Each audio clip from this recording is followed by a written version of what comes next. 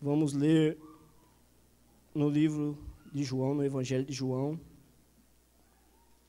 no capítulo de número 9.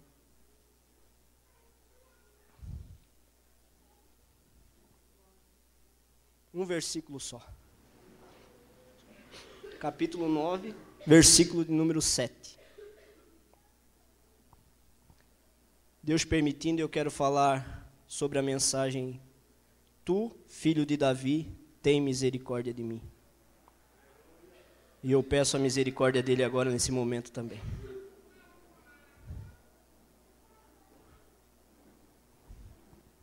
O profeta lê Lucas capítulo 18, versículo 35.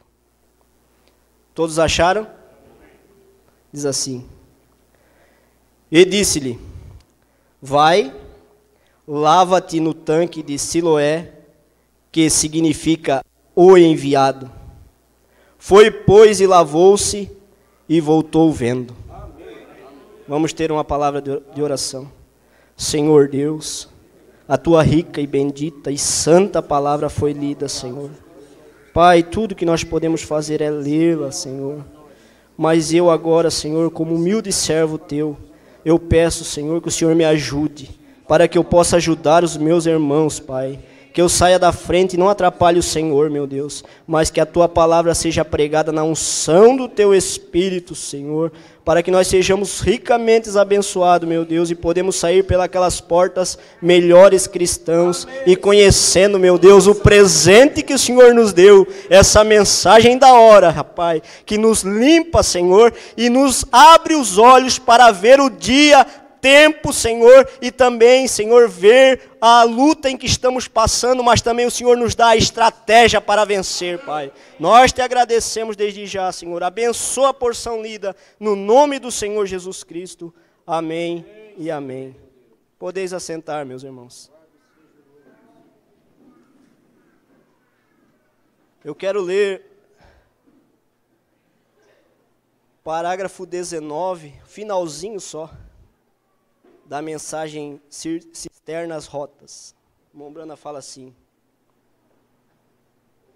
Se identifique agora. Ele fala: Porém, estou esperando pelo tempo quando todos teremos residência fixa na pátria algum dia. Aí ele continua dizendo: Porém, agora a batalha está em andamento, de modo que estejamos em oração.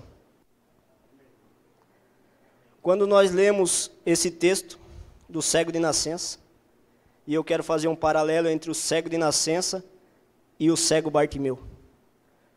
Mombrana começa a contar nessa mensagem: Tu, filho de Davi, tem misericórdia de mim, que Bartimeu, quando criança, ele não era cego. E ele tinha uma mãe que cuidava dele e contava histórias da Escritura, dizendo: Meu filho, Jeová ainda é o mesmo. O que ele fez lá atrás, quando ele abriu o Mar Vermelho, quando ele derrubou as muralhas de Jericó, ele pode fazer ainda hoje. E ela começou a plantar a semente no coração de Bartimeu. O tempo foi passando, ele ficou cego, mendigo, e começou a pedir esmola. Mas havia um desejo no coração do cego Bartimeu. E o desejo dele era enxergar. Ele queria enxergar de qualquer forma. Nós temos que ser agradecidos, porque nós podemos enxergar. Nós podemos enxergar naturalmente, e nós podemos enxergar, que é o mais importante, espiritualmente. E ele começa a fazer algo nessa mensagem, e ele começa a falar assim no parágrafo 75, ele diz assim, ó, que erro, ele sempre está preocupado, falando de Deus. Se alguma vez ele esteve preocupado, ele ainda está preocupado, sim, Senhor. Ele não pode mudar seus motivos, ele não pode mudar sua atitude, ele ainda é Jeová. Eu não me importo quando dizem que ele tem mudado, o seu povo tem mudado, mas ele não mudou. A razão pela qual não o vemos fazer essas coisas é porque não o permitimos fazê-las. Ele está desejando fazê-lo. Nós pensamos que iremos esgotar suas fartas bênçãos. Pensamos, bem, pedi a Deus para me dar o pão de cada dia. Eu não deveria pedir-lhe tantas coisas. Ó que coisa, agora olha o 76. Poderia você imaginar um pequeno peixinho, um peixinho mais ou menos desse tamanho, diz o irmão Brana, desse comprimento, no meio deste oceano, dizendo, espere, é melhor tomar pouco, é melhor eu tomar desta água moderadamente. Eu poderia ficar sem ela algum dia. Pode imaginar? Ele faz a pergunta. Um pequeno rato desse tamanho, debaixo dos grandes celeiros do Egito. Oh, aleluia! Dizendo, é melhor eu ter uma mesada de 1,5 grão de trigo por dia. Eu posso ficar sem até a próxima safra. Que coisa! Bem, apenas multiplique isso por 100 bilhões e você tenta contar a bondade e a misericórdia de Deus. Irmão, quando esse cego agora vamos para o cego de nascença. Esse cego de nascença ele teve com Jesus e Jesus fez aquela lambrecada no olho dele. E passou ali o barro, cuspiu, passou o barro. Por certo ele saiu enxergando alguma coisa, mais embaçado ainda. Ele tinha uma dificuldade ainda para ver. E Jesus disse, olha, Bartimeu foi na hora. O que tu quer? Ah, eu quero enxergar. Então, a tua fé te salvou. E ele enxergou. E o cego de nascença, Jesus disse, vai e te lava no tanque de Siloé. Tem alguma coisa a ver? Tanque de Siloé significa enviado. Enviado. Jesus disse, eis que eu vos envio o profeta Elias. Antes que venha o grande e terrível dia do Senhor. Veja bem, quando o Senhor disse isso, através da última profecia, do último livro do Antigo Testamento, Deus estava apontando para algo. Sabe por que muitas pessoas estão enroscando ainda em algo? É porque ainda eles não se lavaram no tanque de Siloé. Sabe por que muitas vezes a nossa visão está embaçada quanto à cura divina?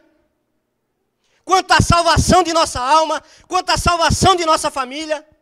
Quanto à crença se somos eleitos ou não somos eleitos? E ficamos pendurados, pulando obstáculo, passando e voltando atrás e pulando o mesmo obstáculo? É porque nós não nos lavamos no tanque de Siloé.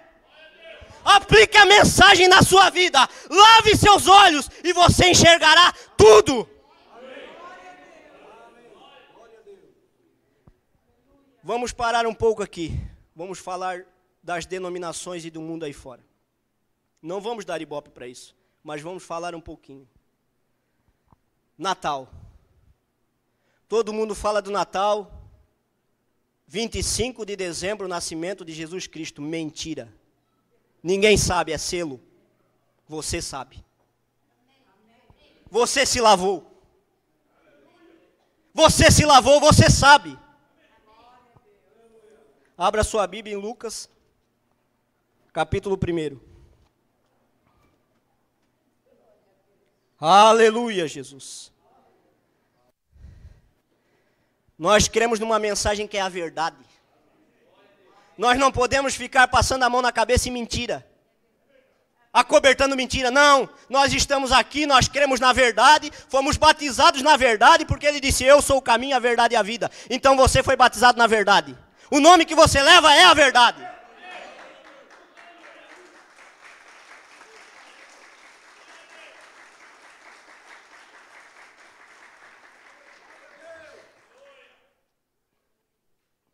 Lucas capítulo 1, versículo 26.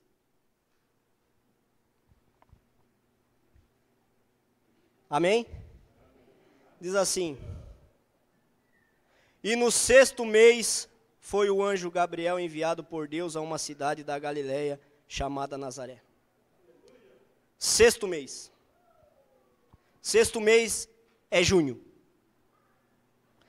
Julho, agosto, setembro, outubro, novembro, dezembro, janeiro, fevereiro, março ou abril.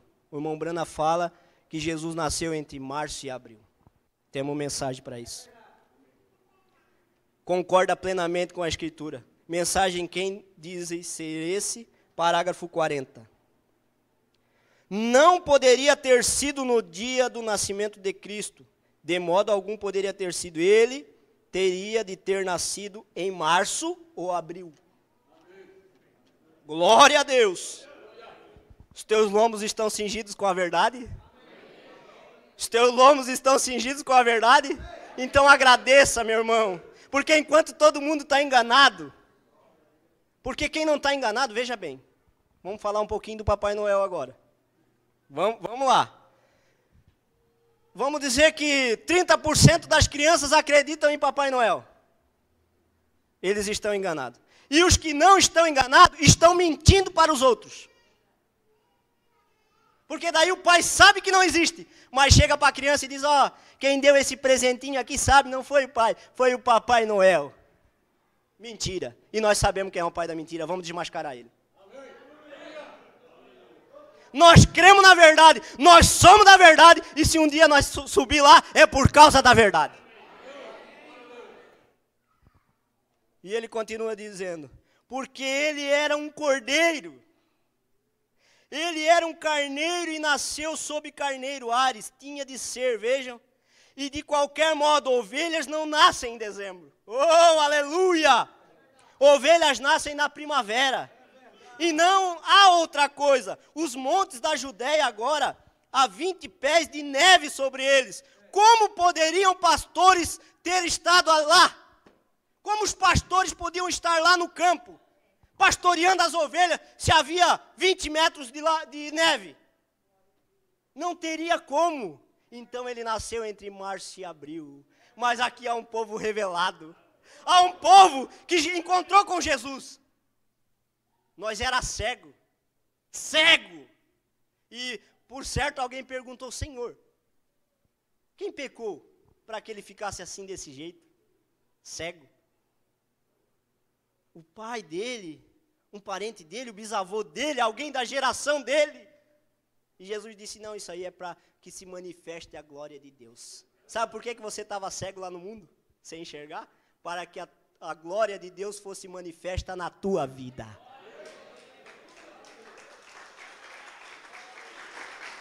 Oh, aleluia! Glória a Deus!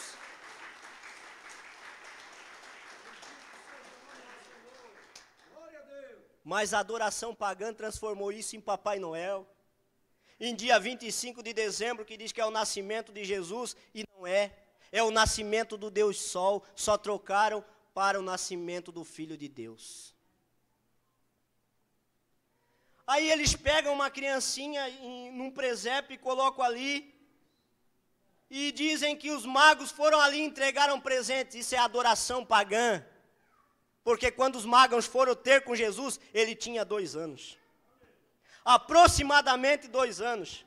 Abra sua Bíblia em Mateus, capítulo 16. Perdão. Mateus, capítulo 2, verso 16. Glória a Deus. Aleluia, Jesus. Louvado é o teu nome.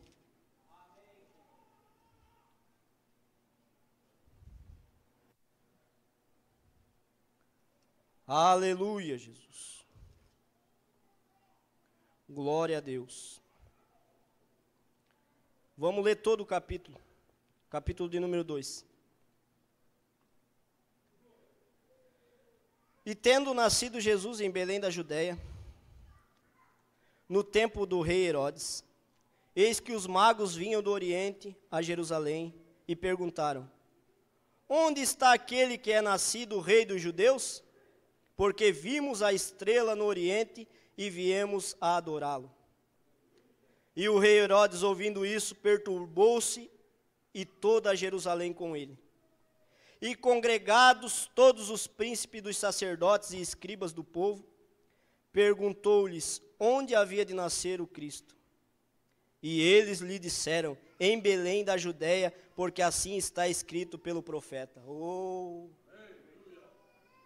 Tinha que estar escrito pelo profeta. Tinha que ter uma profecia. E tu, Belém, terra de Judá, de modo nenhum és a menor entre as capitais de Judá, porque de ti sairá o guia que há de apacentar o meu povo de Israel. Então Herodes, chamando secretamente os magos, inquiriu exatamente deles acerca do tempo em que a estrela aparecera. E enviando-os a Belém, disse, ide e perguntai diligentemente pelo menino.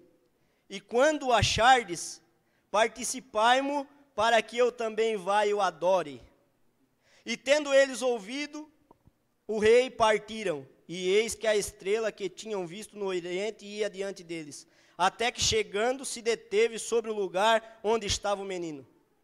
E vendo eles a estrela, alegraram-se muito com grande júbilo. E entrando na casa, acharam o menino com Maria, sua mãe, e prostraram-se e o adoraram. E, abrindo os seus tesouros, lhe ofertaram dádivas, ouro, incenso e mirra. E sendo por divina revelação, oh, que maravilha! Oh, que maravilha, que tem que ter revelação, meu irmão. Sendo por divina revelação avisado em sonho para que não voltasse para junto de Herodes, partiram para a sua terra por outro caminho. Agora o 16. Então Herodes, vendo que tinha sido iludido pelos magos, irritou-se muito e mandou matar todos os meninos que haviam em Belém e em todos os seus contornos, de 2 anos para baixo, segundo o tempo que diligentemente inquiria os magos. Você não é feliz por Deus ter aberto os teus olhos?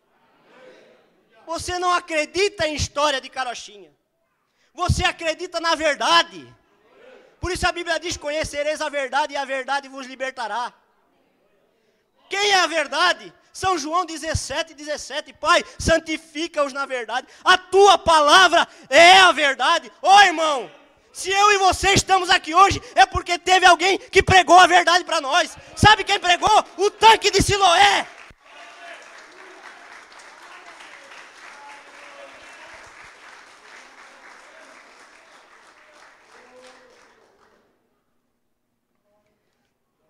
Mensagem: o mundo caindo aos pedaços outra vez. Parágrafo 23. Mombrana diz: nós celebramos nesse dia 25 de dezembro o aniversário de Cristo, mas é claro que qualquer um sabe que esse não foi o nascimento de Cristo. Esse foi o nascimento do Deus Sol romano, que é quando a igreja foi convertida ou trazida ao catolicismo. Foi formado no concílio de Nicéia. Ao invés do nascimento do Deus Sol, eles fizeram disso o aniversário do Filho de Deus. Foi quando o Sol, que é do dia 20 até, do dia 21 até o dia 25, é como que entre esse, esqueça o nome pelo qual você chama isso corretamente, é quando mal completa 1 ou 2 segundos, quando se passa por esse estágio. E foi o nascimento do Deus Sol. E eles apenas pegaram o Filho de Deus e fizeram disso o nascimento dele, para misturar com suas tradições pagãs. E isso não é, de forma alguma, de jeito nenhum, o nascimento de Cristo. Ele não pode ter nascido naquela época, porque a Judéia estava aproximadamente na mesma altura da linha do Equador. E nós descobrimos que na Judéia, no inverno, no dia 25 de dezembro, ela está coberta de neve fria. Os pastores não poderiam estar ali na colina, e há muitas razões para que isso não pudesse acontecer. Ele nasceu da natureza, como toda a natureza. Ele veio na primavera normalmente. Quando os cordeiros nascem, é primavera. Ele é o cordeiro. Agora eu penso para mim, ele nasceu em março ou abril, em algum lugar por ali, no início da primavera. Oh, glória a Deus! Agora há um quadro do nascimento de Cristo que concorda com o que eles fazem aí fora. É na época do alistamento. Maria, a igreja. Menino Jesus dentro dela. O Senhor. José, um mensageiro, batendo de porta em porta em estalagem. Não tem lugar. Está tudo cheio. Outro lugar. Não tem lugar. Está tudo cheio. José, não, mas esse é o Filho de Deus que vai nascer. Não, José. Nós estamos preocupados aqui com outras coisas. Tu não está vendo que a estalagem está cheia? Aqui tem bebida. Aqui tem farra, tem festa, alegria. Nós não temos tempo para Jesus. Nós não temos espaço para Jesus. E José batendo de porta em porta. Até que chegou num lugar, ele disse, olha, eu preciso, a minha mulher está prestes a dar à luz. Ele disse, olha, tem um lugar, só que é lá na estalagem. E José levou o menino. E aquilo era Deus nascendo na estalagem. Sabe o que Deus quer nessa era? Deus quer que eles abram a porta. Para que o menino Jesus possa nascer no lar deles. Nascer na vida dele. Justificação. Quando eu e você viemos para o batismo, Jesus nasceu dentro de nós. Aquilo era a justificação. Depois nós partimos para outro estágio, que foi a santificação. Quando Jesus começou a crescer dentro de nós. E ele foi crescendo dentro de nós. Foi crescendo dentro de nós. Por isso que muitos de nós não perdemos um culto esse ano. Nós não via, por mais dificuldade que tinha, nós não via a porta, a hora daquelas portas abrir. Nós queríamos estar aqui cultuando. Sabe o que era isso? Era a santificação. Era Jesus crescendo dentro de mim e de você. E ele foi crescendo, e ele foi crescendo. E daí vem a parte da santificação. Aí é quando nós vamos ao Calvário com ele, entendemos o que é o Calvário através do tanque de Siloé. Quando nós entendemos o que é o Calvário através do tanque de Siloé, então você é selado com o Espírito Santo. E daí vem a Bíblia e diz que aquele que morreu com Cristo também ressuscitará com Cristo. Oh, meu irmão, isso não é para qualquer um, meu irmão.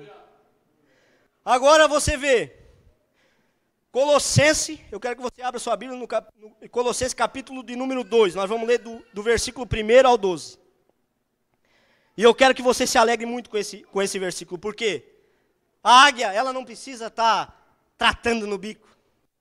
A águia, ela rasga. A palavra é pregada e você vai pegando e vai rasgando. E vai comendo, meu irmão. Colossenses, capítulo 2. Vamos ver o recado de Paulo. Paulo começa a dizer assim: porque quero que saibais quão grande combate tenho por vós e pelos que estão em Laodiceia, e por quantos não viram o meu rosto em carne. Ele estava falando de nós. Para que os seus corações sejam consolados e estejam unidos em amor e enriquecidos da plenitude da inteligência para o conhecimento do mistério de Deus, Cristo. Oh, aleluia! Em quem estão escondidos todos os tesouros da sabedoria e da ciência. Se você for perguntar para o maior cientista hoje, dia 25 de dezembro, se comemora o quê? Ele é muito inteligente, ele é sábio, ele tem sabedoria do mundo e ele vai dizer, é o nascimento de Jesus. Mas eu e você, pela plenitude do conhecimento, não do homem, mas de Deus, se perguntar para mim e para você, você vai dizer, é só um comércio. Jesus já nasceu, e ele não é mais bebezinho. Sabe quem ele é? O Senhor de nossas vidas. Se estamos aqui hoje adorando, é porque ele não está mais numa manjedoura. Ele passou pela manjedoura, caminhou, morreu, não só morreu, viveu por mim e por você, padeceu na cruz e agora ele deu vida eterna para mim e para você.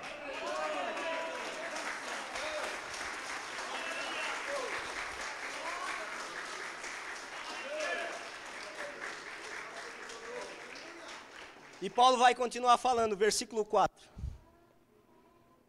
Versículo de número 4 do capítulo 2. Ele diz: e digo isso para que ninguém vos engane com palavras persuasivas. Porque ainda que esteja ausente quanto ao corpo, contudo em espírito estou convosco, regozijando-me e vendo a vossa ordem e firmeza da vossa fé em Cristo. Oh, aleluia!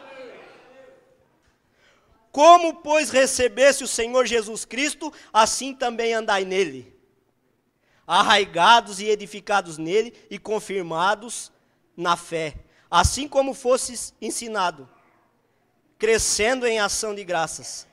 Tende cuidado para que ninguém vos faça presa sua, por meio de filosofias e vãs sutilezas, segundo a tradição dos homens, segundo os rudimentos do mundo, e não segundo Cristo.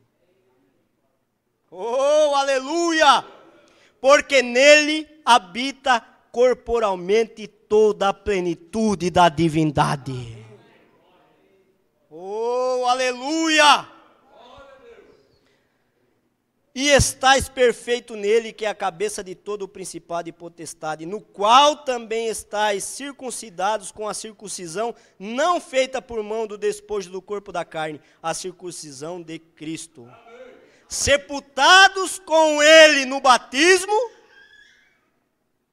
nele também ressuscitaste pela fé no poder de Deus, que o ressuscitou dos mortos.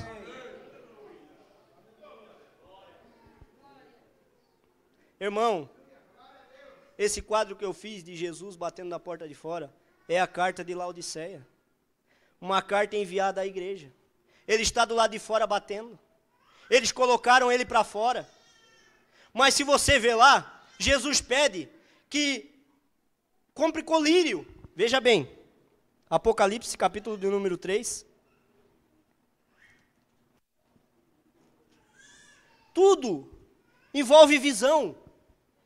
Envolve abrir o entendimento, enxergar.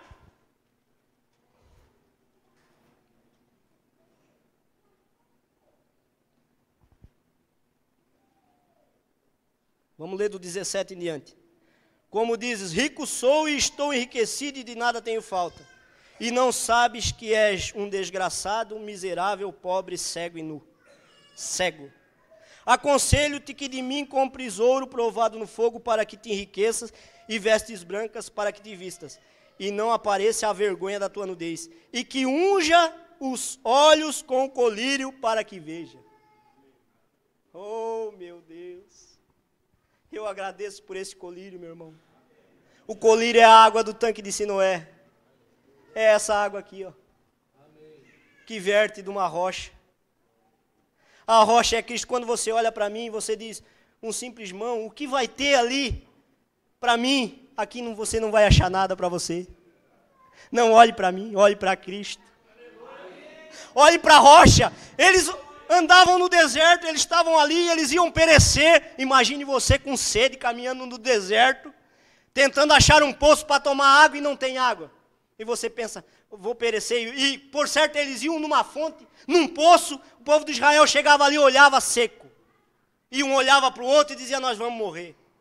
Ia num poço, numa fonte, onde anos atrás eles sabiam que tinha água e passavam ali. E cadê a água? Não tinha água. E eles disseram, vamos perecer. Mas no lugar mais improvável. No lugar mais improvável de sair água, era na rocha. Mas aquela rocha era Cristo. O lugar mais improvável, onde as pessoas procuram cura, é em Cristo. É só quando a situação acabou, se não é médico. É farmácia, é médico, é isso, é aquilo. O lugar mais improvável é Cristo. Mas quando tudo acaba, quando a fonte seca e a pessoa vai lá e olha, aí só pode sair da rocha, meu irmão. Aí tem que sair do lugar mais improvável. E essa rocha, ela foi ferida lá no deserto, para dar água aos filhos de Israel. Eles beberam daquela rocha. Deus também tomou o seu filho. Feriu a rocha no Calvário, para que eu e você hoje, não amanhã, hoje, Cura hoje, salvação hoje. Essa água está vertendo ainda, meu irmão. E o irmão Brana, ele vai falando nessa mensagem, eu achei muito tremenda, meu irmão. Eu creio que todo cristão da mensagem, todas as mensagens são maravilhosas, todas. Todas são muito boas. Mas essa aqui, ela mexeu comigo. Sabe assim, quando você está meio para baixo com os problemas e as situações vão acontecendo e você vai, tipo, dando uma definhadinha na fé. E de repente você acha um manancial de água. Uma água fresca e gelada. Que restaura as tuas forças, meu irmão. Restaura a tua força. Foi essa mensagem. Eu vou ler aqui, mas antes eu quero falar do guarda. Aconteceu comigo isso. Esse guarda no país de Gales estava ali e os teólogos, houve um grande avivamento em Gales. E os teólogos botaram todos os teólogos no avião e mandaram para Gales. E chegaram ali em Gales, eles foram ver onde estava o grande avivamento, e eles queriam saber, queriam investigar o que era o avivamento, que grande coisa estava acontecendo ali. Então eles desceram do avião e andaram por ali, e vinha um guarda, balançando o cacetete assim, e cantando. Cantando um louvor, por certo, lá na cruz. Onde o dia o meu Senhor verteu o sangue precioso dele na cruz para salvar um tão pobre pecador. E aquele homem disse, por certo, esse homem é um cristão, ele deve saber. E eles chegaram ali e disseram, nós somos grandes teólogos, viemos de grandes igrejas lá da América e nós queremos saber aonde está esse grande avivamento. E o guarda olhou para eles e disse, vocês acabaram de encontrar. Eu sou o grande avivamento. Irmão, depois que eu li essa mensagem, eu comecei a pensar assim. Se alguém passasse por mim e perguntasse, irmão Joelson, hoje, aonde está o grande avivamento? Eu ia dizer, está aqui diante de ti. Está diante dos teus olhos. Aquilo acendeu uma brasa dentro de mim, meu irmão. E o irmão Brana começa a fazer um quadro que ele leu. Ele disse, eu li uma história. Talvez fosse ficção. Talvez fosse, não sei. Mas eu estou lendo sobre o cego Bartimeu. Que diz que ele estava cego desde que era um garoto. Quando ficou cego. E ele era casado e tinha uma esposa e uma garotinha de cabelos cacheados. Que ele nunca tinha visto, de cabelo cacheado, que ele nunca tinha visto em sua vida. E dizem que certa noite ficou doente e a história conta, que ele tinha algumas pombinhas que ficavam lá fora. Eles davam pequenas cambalhotas, uma sobre a outra, e aquilo atraía, parágrafo 133 eu estou lendo. Tu, filho de Davi, tem misericórdia de mim. Perdão. Que tinha algumas pombinhas que ficavam lá fora. Elas davam pequenas cambalhotas, uma sobre a outra, e aquilo atraía a atenção de quem passava. As pombinhas serviam para chamar a atenção, para as pessoas darem a esmola para ele. Davam cambalhotas uma sobre a outra, e as pessoas paravam, riam um pouquinho, e então davam-lhes uma moeda. Esta era a maneira que eles ainda fazem isso. 34. Então sua garotinha ficou doente, eles tinham um remédio, e o doutor disse, bem, a criança está com muita febre. Eu não acho que a criança vai viver, Bartimeu. Não temos nada para tirar essa febre. Então, creio que a criança não viverá. E Bartimeu apenas disse, talvez ele tenha caminhado do lado de fora de sua cabana de argila, ficou ali e disse, Jeová, se tu apenas curar minha garotinha e não deixar morrer, eu prometo que amanhã te darei em sacrifício as minhas 2 pombinhas. Era o ganha-pão dele. Veja, 135, veja, algo que você tem que ceder. As pessoas pensam hoje que é apenas fazer uma coisinha. Não, é algo que realmente machuca. É algo que você tem que cavar profundo para conseguir. Essa é a maneira que Deus vê. Eu te darei minhas 2 pombinhas, e apenas irei adiante sem elas. E dizem que na manhã seguinte a febre se foi. Ele foi e ofereceu as 2 pombinhas. Dizem que algum tempo depois sua esposa ficou muito doente. Então o médico veio e disse: ora, eu creio que ela vai morrer. Eu não creio que ela ficará bem, Bartimeu. Depois de esperar um pouco por ela, e disse: não, minha medicina não ajudará, ela vai morrer. Então ele saiu da casa novamente. E vocês conhecem esses cachorros que guiam as pessoas hoje? Eu esqueço como eles os chamam, diz o irmão Brano. Alguém diz, cão guia. Cão guia. Eles o guiam, mas o cachorro daqueles dias dizem que eles tinham cordeiros para guiá-los. Então Bartimeu tinha um cordeiro guia. Então ele disse: Senhor, se tu curares minha esposa, e não deixar minha preciosa companheira morrer, bem, eu prometo que amanhã te darei meu cordeiro. E no dia seguinte, sua esposa estava melhor. Então ele foi oferecer o cordeiro e disse ao sacerdote. O sacerdote disse: onde tu vais, cego Bartimeu? Ele disse: eu vou oferecer meu cordeiro como sacrifício a Jeová. Eu lhe prometi que daria meu cordeiro, porque ele curou minha esposa. E ele disse: ó Bartimeu, tu não podes oferecer esse cordeiro. Disse: eu lhe darei algum dinheiro, e você vai e compra um cordeiro, e então oferece aquele cordeiro. Compre um com os cambistas nos átrios de fora. Ele disse: ó sacerdote, isso é bondade da sua parte, mas eu não prometi um cordeiro, eu lhe prometi esse cordeiro. É isso, eu trarei para alguém mais, farei um bom negócio, mas enquanto a você vem, eu prometi a Deus esse cordeiro. Eu prometi a Deus que se Ele apenas me mostrasse sua presença, eu creria nele de todo o meu coração. Não, a senhorita Jones creria nele, mas eu creria nele de todo o meu coração. É isso, vem. Eu prometi a ele não cordeiro, mas esse cordeiro.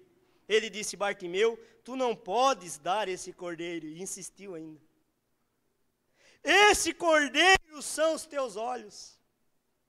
Oh, aleluia! Ele disse: se eu mantiver minha promessa a Jeová, Deus proverá um cordeiro para os meus olhos. Deus proverá um cordeiro para os olhos de Bartimeu. E o irmão Brana diz: nessa manhã fresca de primavera, Deus prometeu um cordeiro para os olhos do cego Bartimeu. Tu, filho de Davi, tem misericórdia de mim. Aí no 139 ele diz: aquele mesmo cordeiro é provido para cada pecador, para cada enfermo. Deus tem um cordeiro provido para os nossos olhos espirituais. Oh, aleluia! Deus tem um cordeiro provido para os nossos olhos espirituais.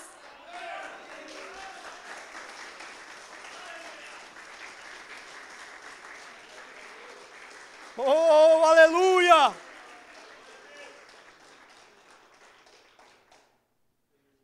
E o irmão Brana, ele fala aqui, nessa mensagem tremenda,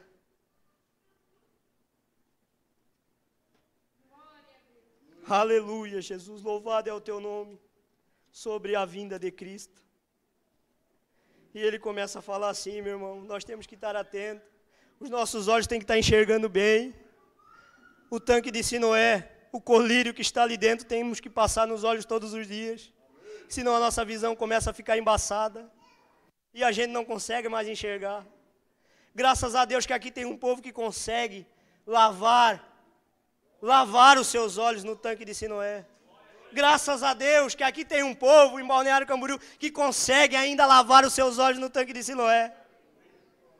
E ele começa a dizer, Cisternas Rota, parágrafo 12. Agora, de certo modo, tenho sido muito franco ao lhe falar sobre a mensagem.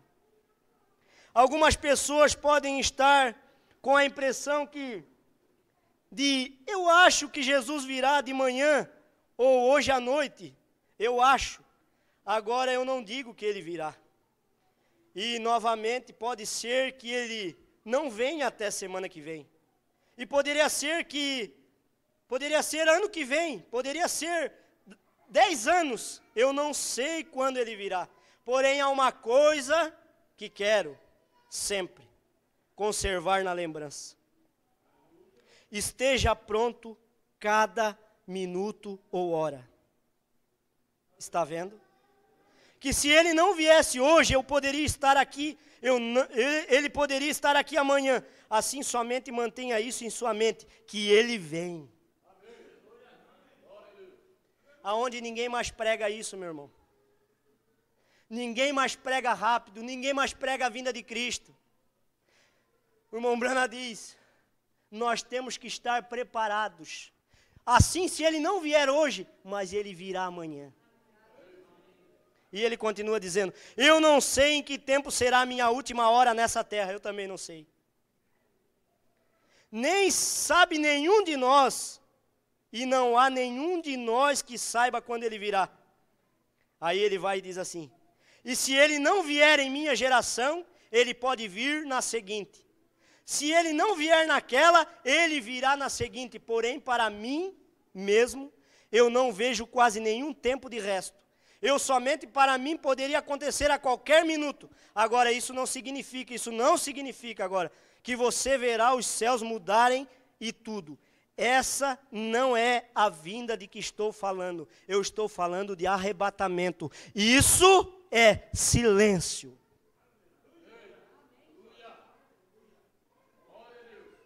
Irmão, a cegueira está aí.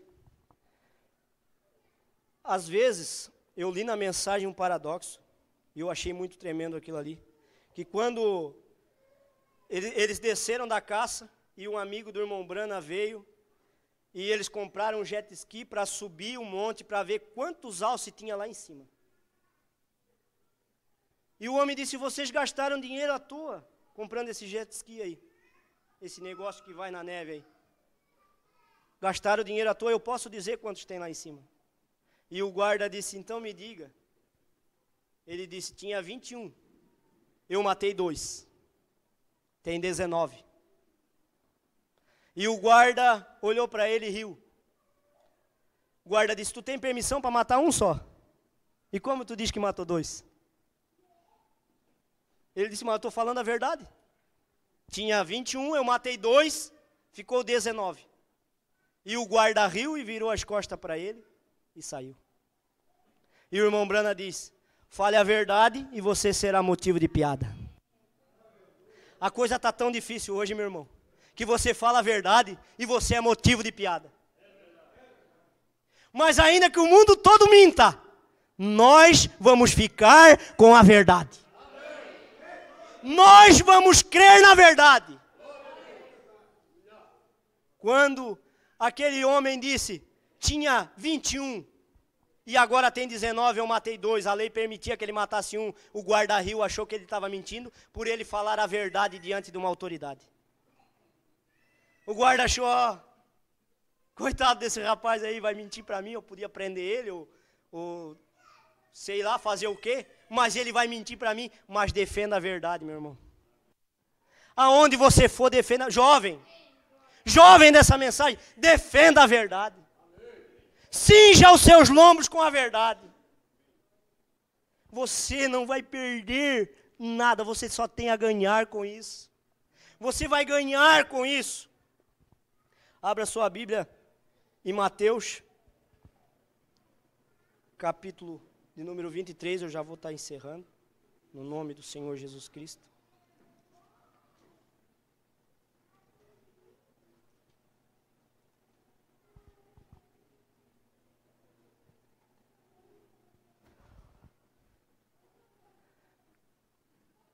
Presentei seus filhos, mas diga que foi você que deu. Diga, meu filho, o pai vai te dar esse presente aqui porque Deus, o papai do céu, deu condição de eu trabalhar o ano todo e comprar esse presente para ti. Isso aqui não tem nada a ver com o papai do céu, com o Papai Noel, isso tem a ver com o papai do céu. capítulo 23, versículo de número 9. E você vai ver o tamanho da cegueira. E a Bíblia diz, vamos ler do 8 e o 9. Vós, porém, não quereis ser chamados rabi, porque só um é vosso mestre, a saber, o Cristo, e todos vós sois irmãos. 9. E a ninguém na terra chameis vosso Pai, porque um só é vosso Pai, o qual está no céu. Então não há Papai Noel. Há Papai do céu.